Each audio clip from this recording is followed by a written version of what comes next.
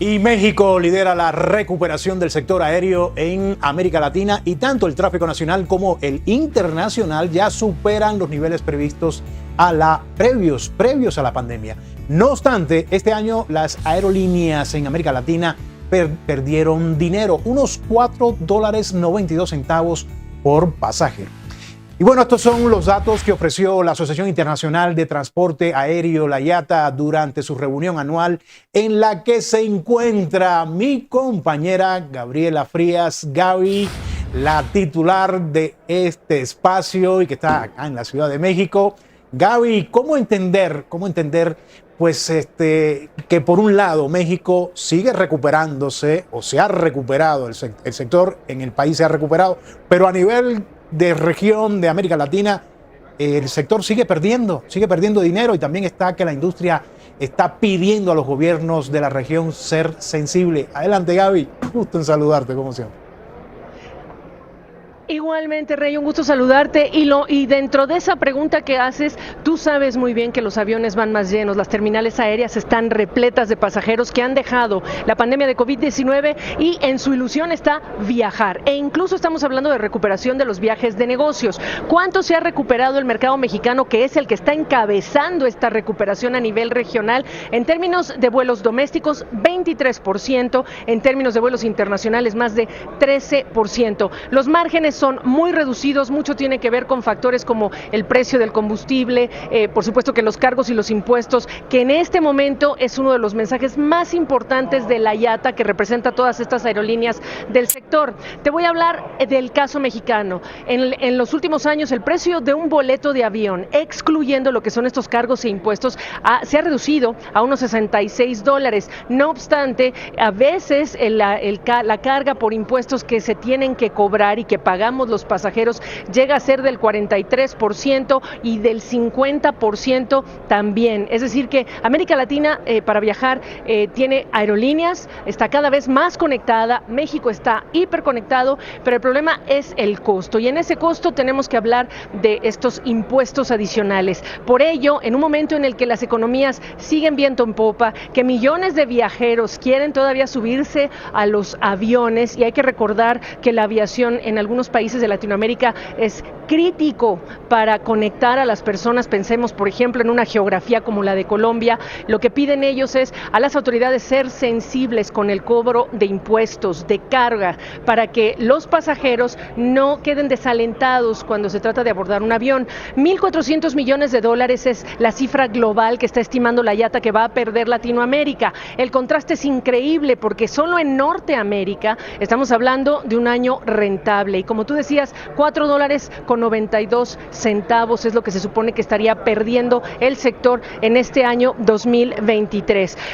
Las tasas de impuestos, te decía yo, que llegan a representar en el caso de México 43% del boleto, a veces en el caso de México pueden superar el 50%, pero este es un país en el que las frecuencias han aumentado, las frecuencias de vuelos, y vienen más aviones. Importante en este tema hablar de la categoría 1 de seguridad aérea que México perdió. Esta mañana estuvo presente el secretario de Infraestructura, Comunicaciones y Transportes, Jorge Nuño Lara, y para muchos la pregunta es ¿cuándo México va a poder recuperar esa categoría 1 de seguridad aérea? Al parecer, todos estamos a la espera, sería a más tardar en septiembre. Pero queremos hablar con uno de los protagonistas de esta industria, protagonista latinoamericano y también en este mercado. Pedro Heilbronn es el CEO de Copa Airlines. Primero, que gusto, gracias por la oportunidad de estar con nosotros, Pedro. La pregunta aquí es, ¿cómo, si tanta gente está viajando en Latinoamérica, si este es un año maravilloso para el sector, seguimos perdiendo dinero como industria, dirías tú? Bueno, ese es un comentario general y como dijo la IATA, hay excepciones. En el caso de Copa Airlines estamos siendo rentables. Lo fuimos el año pasado, en 2022, y vamos por ese camino en 2023 también. Y pienso que otras aerolíneas también van a ser rentables. Sin embargo, también están los otros extremos perdiendo dinero, y de ahí viene la cifra esa. Pero digamos que no es un solo resultado que aplica a todos. Los puntos de presión, decía yo, el precio del combustible, el tipo de cambio, pero también el mensaje principal en este evento es cuidado con los cargos y los impuestos que las autoridades deciden agregar ese pasaje boleto de avión. Sí, según la IATA, según los estudios económicos de la IATA, en general, en promedio, la aviación contribuye alrededor del 6% del Producto Interno Bruto de los países de América Latina. En países como Panamá es aún más, es el 15%. En otros quizás es un tanto menos. Y digo esto porque al final del día los países más competitivos van a ver una aviación creciente, dinámica, y se van a beneficiar de eso. Y de eso se trata, pues los países que quieran ese beneficio mayor, quieran ver crecer sus economías, deberían ser competitivos en costos también. Por supuesto, van a haber costos aeroportuarios, hay que pagar la infraestructura, eso es inevitable. En la aviación internacional va a ser más alto que en la aviación doméstica. Lo que decimos de alguna forma es que los cargos e impuestos innecesarios no agregan valor y afectan el crecimiento de la aviación en esos países. Ahora, Pedro, Copa Airlines es una de las aerolíneas que ya llegó al aeropuerto Felipe Ángeles, esta otra terminal que fue desarrollada, inaugurada, pensada por el propio presidente de México. ¿Cómo están las cosas sabiendo que para llegar a esa terminal, en términos de vías, de caminos, todavía no están listas esa infraestructura? Sí, iniciamos vuelos, hace casi un año, al Felipe Ángeles. En gran parte porque no podíamos crecer en el Aeropuerto Internacional de Ciudad de México. Y digamos que estamos desempeñándonos según esperábamos, según las proyecciones iniciales, pero estamos ahí a duras penas en punto de equilibrio. Algunos meses sí, otros meses no. Todavía nos falta un largo recorrido para que el Aeropuerto Felipe Ángeles esté a los niveles esperados en cuanto a porcentaje de ocupación y niveles tarifarios. Va a ser un trabajo que sabíamos que no iba a ser de la noche a la mañana y que sería mucho más fácil, o será más fácil cuando haya mejor conectividad con la Ciudad de México. El tren va a ayudar mucho, creo que lo llaman el tren suburbano. Eso va a ser bien importante, y la conexión por carretera también, y el transporte terrestre. Todavía nos falta eso para que podamos tener mejores proyecciones en el Felipe Ángeles. ¿Cuántos vuelos salen desde allá y desde dónde llegan, etcétera, los detalles? Sí, ahora mismo estamos con 3 vuelos semanales desde el Hub de las Américas en Ciudad de Panamá, conectando con todo Sudamérica y Centroamérica, parte del Caribe también. Eso nos ayuda, por supuesto, a llevar el vuelo en el Felipe Ángeles a un mejor nivel, pero como mencionaba, va a ser paso a paso y está requiriendo un esfuerzo grande. Paso a paso en tu visión implica 5 años, 3 años, 10 años. ¿Qué es un paso a paso para ti? Normalmente en condiciones normales son 3 años lo que nos toma el paso a paso. Ojalá fuese menos. Ojalá fuese menos.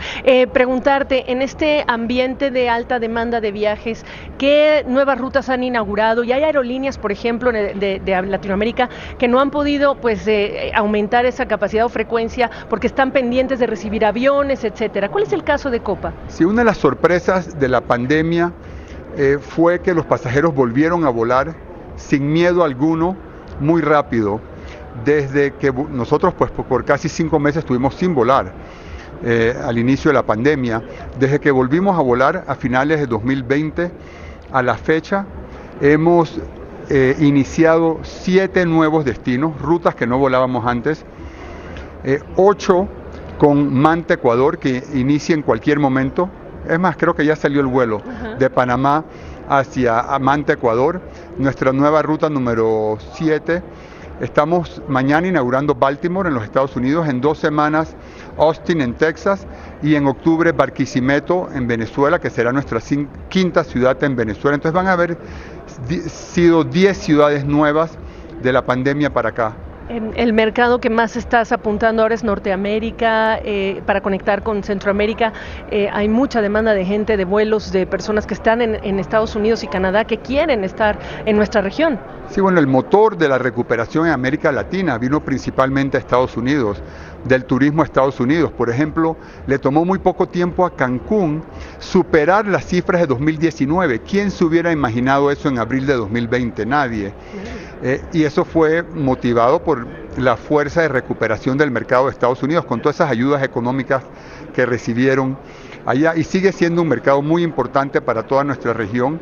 Y en efecto, de las 4 rutas que acabo de mencionar, 2 son Estados Unidos. Entiendo. ¿Qué dirías tú que hay que hacer, hay que trabajar? Crear infraestructura no es de la noche a la mañana, pero si tuvieras que aprovechar este buen momento, ¿qué cosas hay que hacer en la región para maximizar esos beneficios? Sí. Bueno, la infraestructura toma tiempo, pero hay mucho que se puede hacer que no requiere necesariamente una inversión directa. Y hay ejemplos como, por ejemplo, el aeropuerto El Dorado en Bogotá, que opera por debajo de su potencial, lo cual limita el desarrollo de la aviación y el crecimiento económico en Colombia y en Bogotá en particular. Y son medidas, una serie de medidas que no significa hacer nuevas pistas ni nuevas terminales, cómo se maneja el espacio aéreo, qué decisiones se toman en cuanto a qué tipo de aviación hay en el aeropuerto, debe favorecerse a la aviación comercial, por supuesto, y así hay muchas otras ciudades. La Ciudad de México pues también tiene mucho más potencial del que desarrolla hoy en día. Está el Felipe Ángeles, hay que brindarle buena conectividad terrestre para que pueda ser verdaderamente una buena opción al Aeropuerto Internacional Ciudad de México. ¿Tienes clara la visión de este circuito de aeropuertos Toluca, Ciudad de México, el Benito Juárez, por supuesto, y el AIFA? ¿Está clara para ti ya el concepto de la autoridad en relación con este trío de aeropuertos que van a servir a la Ciudad de México?